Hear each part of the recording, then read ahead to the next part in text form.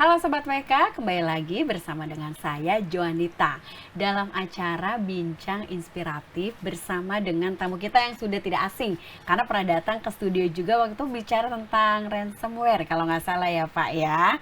Baik, saya kenalan dulu dan mau menyapa dulu Bapak Dr. Charles Lim, Deputy Head of Master of Information Technology dari SGU atau Swiss German University. Apa kabar Pak?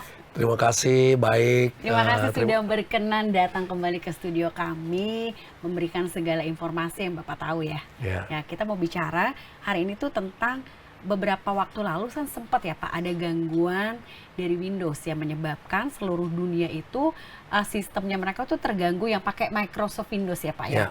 Dengar-dengar sih karena bukan dari Microsoftnya tapi ada CrowdStrike namanya. Tapi banyak juga rumor enggak kok itu disebabkan oleh Microsoft sendiri karena tampilannya jadi biru gitu kan ya Pak ya. Menyebabkan beberapa maskapai di dunia itu jadi nggak bisa check in online dan sebagainya. Pokoknya ada sesuatu masalah yang mereka tidak bisa meningkatkan pelayanan mereka dengan baik gitu ya Pak ya. Nah sebenarnya Pak Charles yang menyebabkan blue screen ini terjadi itu apa sih Pak? Baik, terima kasih sudah bisa mengundang saya. Saya mungkin mulai dengan yang paling basic dulu kali ya. Baik. Operating system seperti Microsoft Windows itu kan dipakai orang banyak. Jutaan penduduk dunia ya Pak ya? Jutaan, bahkan mungkin bisa juga miliaran juga gitu ya. Nah, tentunya karena operating system ini populer, maka penggunanya banyak, maka kalau sekali bermasalah, pasti dampaknya kemana-mana, ya kan? Banyak juga yang merasakan imbasnya gitu ya Pak ya? Betul, nah. Baik. Yang kita perlu ketahui, kenapa kok bisa sampai terjadi blue screen of death? Jadi kalau kita perhatikan, Windows ini kan memang sistem operasi yang memang tentunya menggunakan berbagai macam software yang memang istilahnya didukung oleh partner atau mitranya.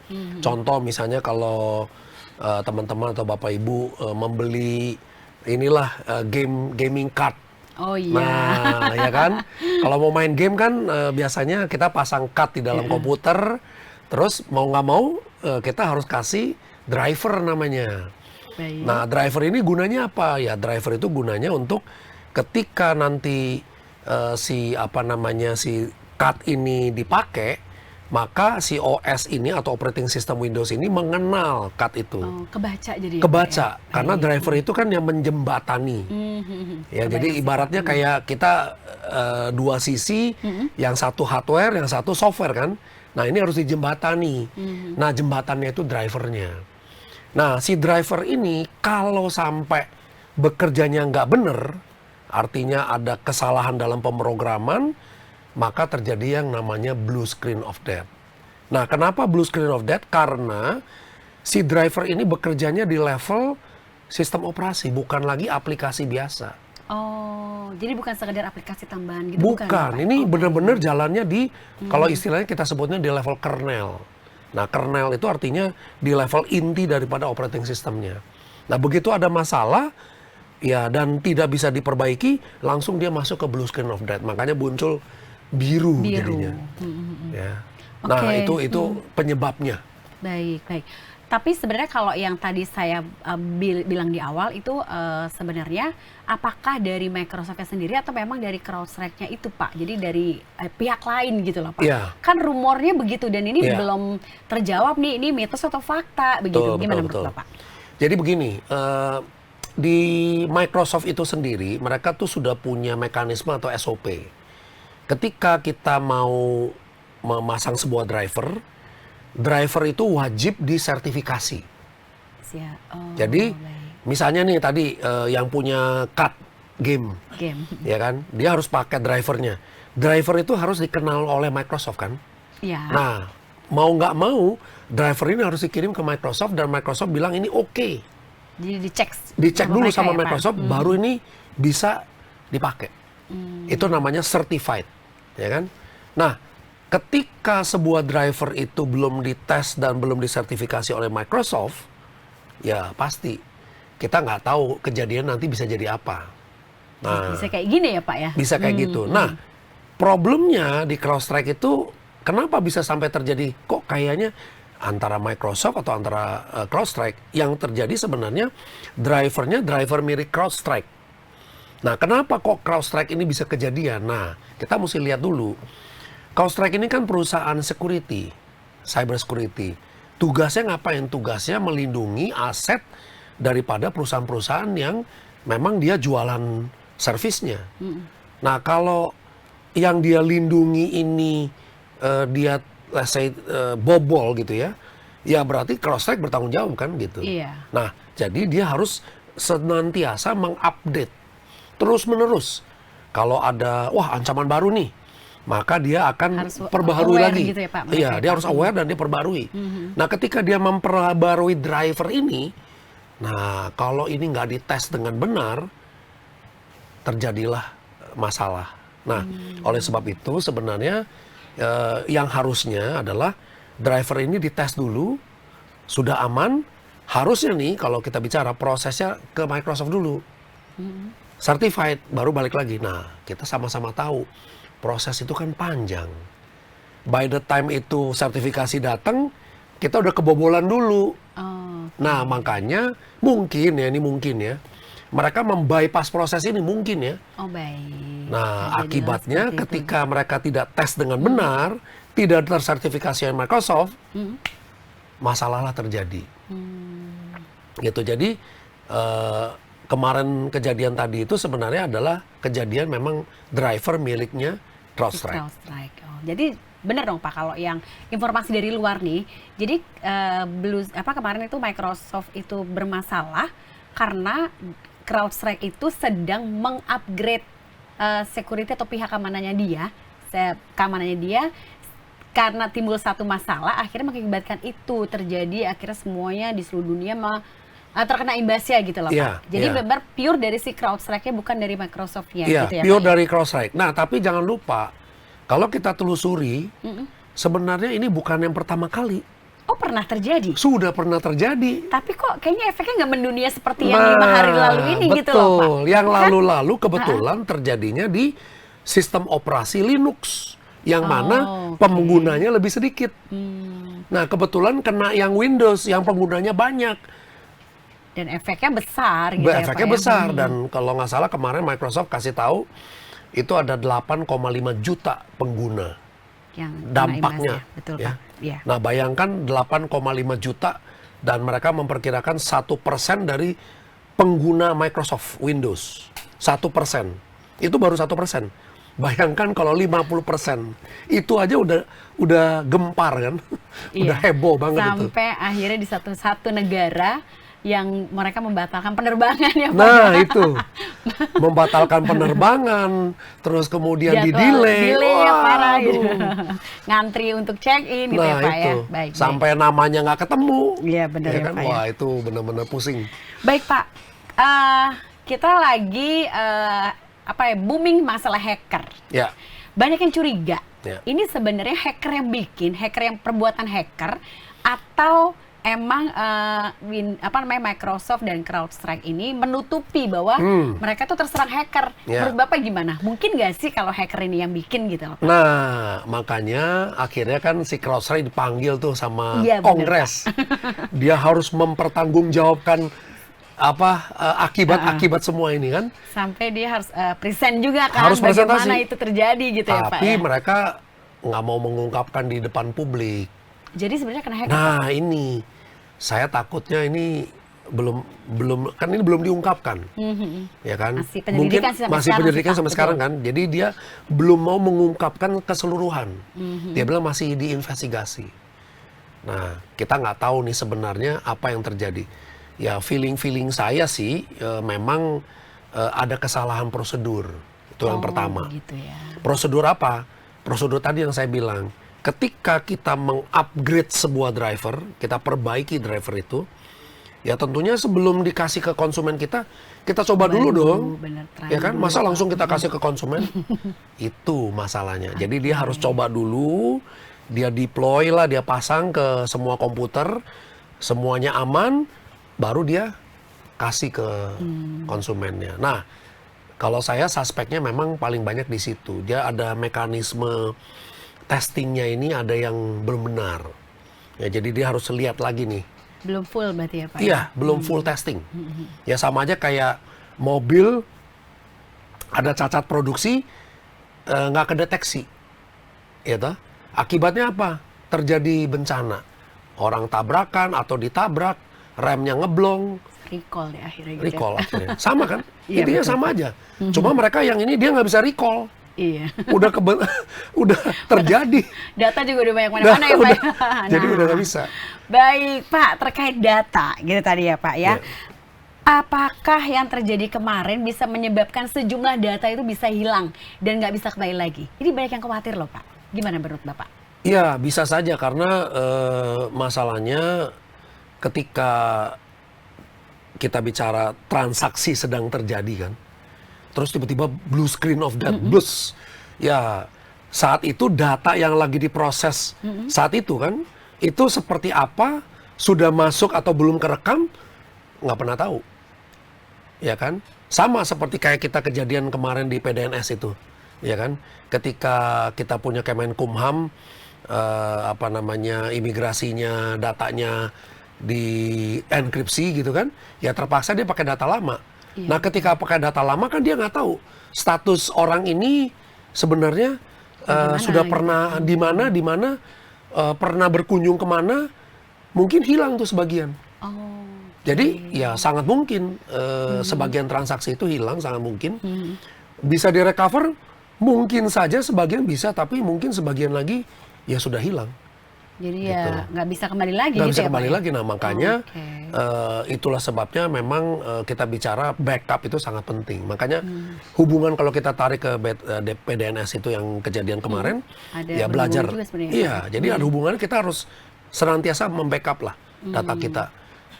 Entah itu kita sebagai pengguna di korporasi atau pengguna seperti Bu Yonita kan, pakai komputer, wah tiba-tiba crash gitu atau blue screen of death, wah data hilang semua.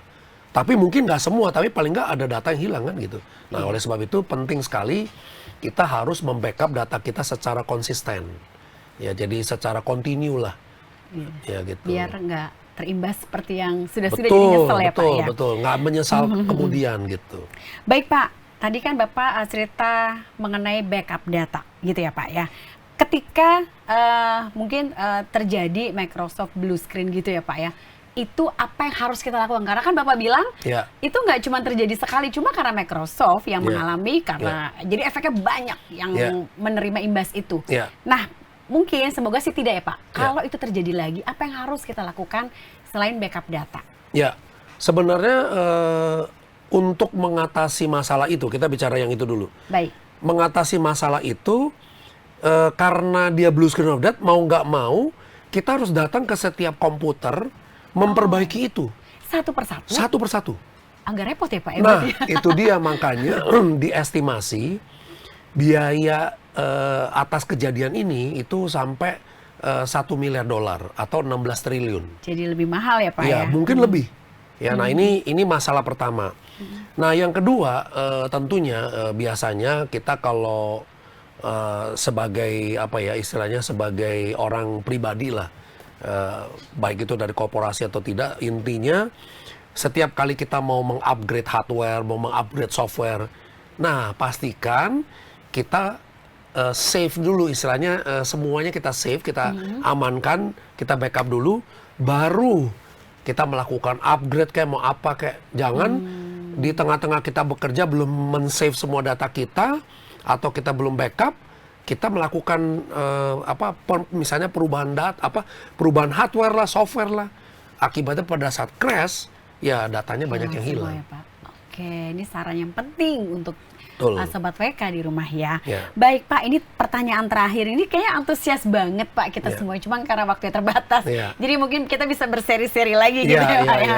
Baik Pak, pertanyaan terakhir. Kalau misalnya untuk mengatasi errornya blue screen tadi itu gimana Pak? Oke. Biasanya sama sekalian saran ya Pak ya buat kami semua yang ada di sini. Baik. Jadi memang blue screen of death ini kalau dibilang sering nggak sering ya. Kejadian itu tadi saya sampaikan, kejadian itu kalau kita ada driver yang tadi ya, masang hardware atau masang perangkat-perangkat tertentu atau masang printer, ya kan? Oh. Kita harus masukin driver juga kan? Iya, betul. Nah, ketika kita masukkan driver itu, nah pastikan driver itu memang datang dari perusahaan yang bertanggung jawab. Misalnya kalau kita beli printer ya mereknya X gitu ya, ya datang dari si X tadi. Bukan black market gitu Ya, betul. Jadi bukan kita download dari mana gitu kan. Nah, ujung-ujungnya nanti ada malware, ada virus. Kena virus lagi gitu. Nah, itu yang pertama. Yang kedua tentunya sebelum kita make ya kita periksa dulu bener nggak ini driver ini memang datang dari kan di biasanya itu kita sebutnya namanya integrity checking. Nah, biasanya ada sejumlah nilai namanya hash value. Nah, kita bisa bandingin tuh file kita sama yang punyanya driver yang asalnya. Nah, kalau ternyata ini sama, aman. Oh, baik. Gitu. Itu paling nggak untuk menghindari jangan sampai ternyata disusupi sama malware atau virus. Gitu kan. Jadi kita coba mengecek apakah benar. Jadi filenya masih sama atau kita bilang integritinya masih bagus gitu ya. Tidak ada perubahan gitu. Nah, jadi dengan cara seperti itu kita akan menghindari. Tapi memang kalau ketika kita udah kena blue screen of death, mau tidak mau kita harus istilahnya kembali ke, jadi kalau di Microsoft Windows itu ada namanya kita menyimpan terakhir kita bekerja dengan baik ya, the last save image gitu ya mereka sebutnya. Artinya file tersebut disimpan sebelum ada kejadian masalah. Nah, ketika masalah muncul, kita akan kembali ke last save yang tadi, yang artinya yang masih oke gitu. Ya, jadi ya mau nggak mau terpaksa kalau di kasusnya CrowdStrike itu dia harus masuk ke save mode, dia buang file yang nggak perlu, kemudian dia boot ulang. Nah, jadi kayak satu persatu satu persatu gitu ya Pak ya. Makanya butuh waktu ya mungkin 5-10 menit minimal ya. Nah, bayangkan kalau ada tadi 8,5 juta komputer, waduh. Bisa berapa lama makanya bisa berminggu-minggu kan. Ya. Gitu. Pak, terkait tenaga ahli, itu kan nggak semua orang bisa gitu ya Pak ya. Termasuk saya lah, mungkin saya juga nggak terlalu care, belum terlalu care dan nggak terlalu engah gitu ya. Kalau dari SGU sendiri, sebenarnya tuh ada pelatihan nggak sih Pak untuk hal-hal yang seperti ini? Ya, ada sih. Jadi kita sering memberikan pelatihan ke banyak pihak ya. Pertama, kita sering memberikan pelatihan kepada pemerintah. Kita sering memberikan pelatihan misalnya ke pemerintah kota, pemerintah kabupaten, dan juga pemerintah Pemprov ya, provinsi gitu. Atau kita juga sering memberikan pelatihan kepada swasta. Ya, bisa bentuknya macam-macam. Ada yang cuma 3 hari sampai 5 hari. Kadang-kadang ada yang bentuknya workshop 2 hari gitu ya. Kadang-kadang ada juga yang kita buatnya bootcamp sampai misalnya sebulan. Oh gitu ya Pak? Ya. Di Jadi, lokasi SGU atau di lokasi bisa SGU. Atau mungkin dari tim Bapak bisa datang ke lokasi? Bisa juga. Okay. Jadi tergantung memang kebutuhan konsumennya gitu ya. Baik. Nah, kalau kelebihannya kalau di tempat kita dia bisa langsung lihat kalau misalnya dia mau lihat apa yang terjadi di SGU, dia langsung bisa lihat kan the real thing gitu kan.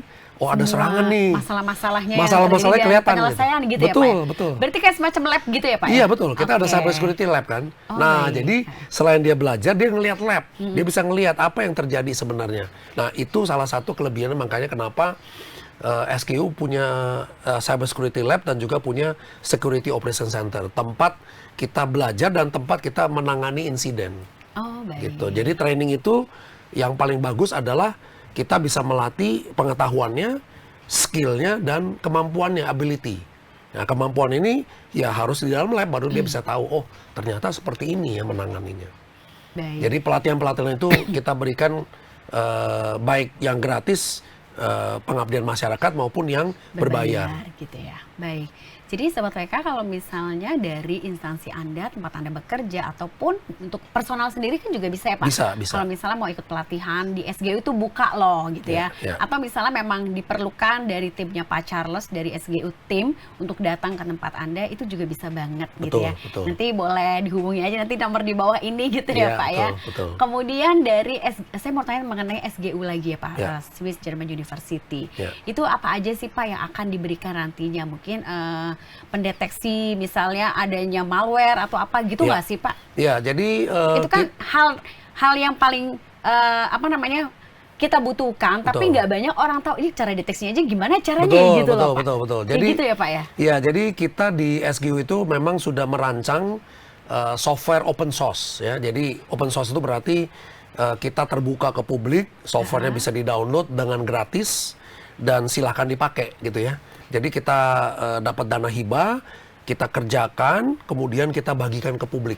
Nah, misalnya contoh kemarin kita ada pemerintah kota Tangerang ya, dia sering kali misalnya websitenya itu sering kena deface, kena entah masukin gacor lah, apalah yang online begitu kan. Nah, harus dapat laporan dulu, baru dia tahu. Nah, sekarang kita sudah minta mereka mendeteksi. Ya sama kayak alarm aja gitu kan, begitu ada yang mencoba menyusupi file atau langsung ada alert ya di software kita, dia langsung tahu ada yang ngerubah nih, dia langsung cek ternyata benar, langsung dia bisa take action. Nah kalau dulu nunggu orang laporan dulu, mungkin sudah berhari-hari. Makin parah nanti. Makanya kalau kita bisa, kita deteksi mereka punya perubahan, nah di situ kita langsung bisa meng-alert. Termasuk tadi kasus ransomware juga. Ya kita bisa beberapa kasus itu kita bisa deteksi lebih dini, kita langsung alert, ya sama aja kayak mobil kalau kepegang atau kena apa bunyi kan. Nah sama, jadi software itu yang kita rancang itu juga bisa memberikan alert lah, bunyi gitu ya, sehingga nanti mereka bisa take action. Jadi kalau dia bisa deteksi dan handlingnya lebih cepat, maka dampaknya kan bisa diperkecil, risikonya bisa berkurang.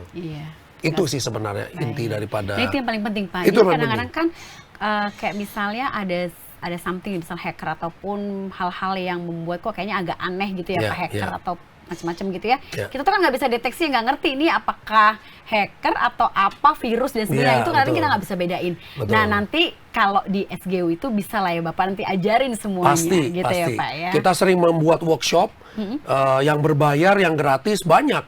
Jadi kadang-kadang kita ngadain workshop seharian gratis. Ya. Jadi cuma memang karena kan perlu ada makan siang itu ya, kita bilang udahlah kamu bayar 50.000, yang penting ada makan siang dan snacknya kan.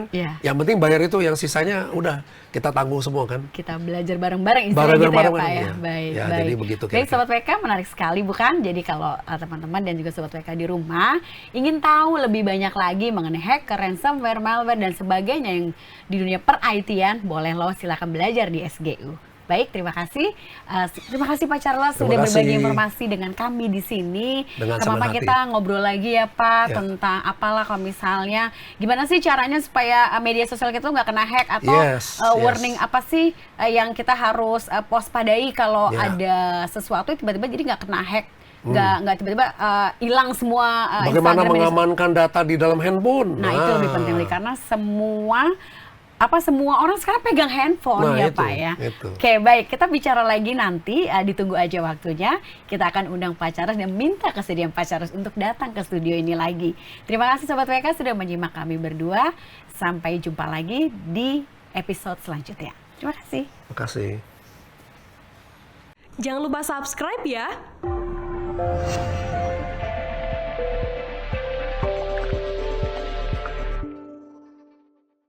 Jangan lupa subscribe ya.